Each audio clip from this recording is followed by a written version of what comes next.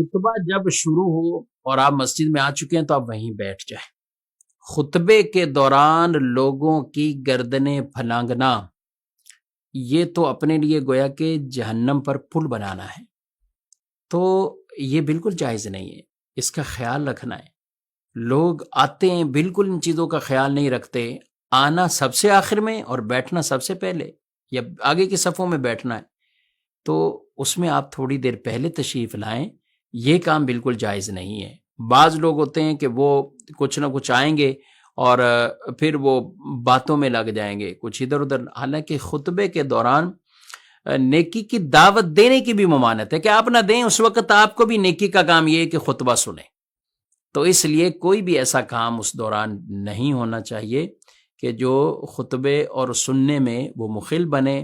اور اس طرح پھلانگ کر بھی آگے جانا یہ شرعاً اس کی اجازت نہیں ہے، اور لوگوں کو بھی اذیت ہوتی ہے، تکلیف ہوتی ہے، لہذا اس سے بالکل وہ گریز کیا جائے۔ جب آپ مسجد میں آئیں تو آپ تشریف رکھیں، جہاں بھی آپ کو جگہ ملی، پھر جب صفیں درست ہوں تو پھر آپ اس جگہ پر پہنچ جائیں۔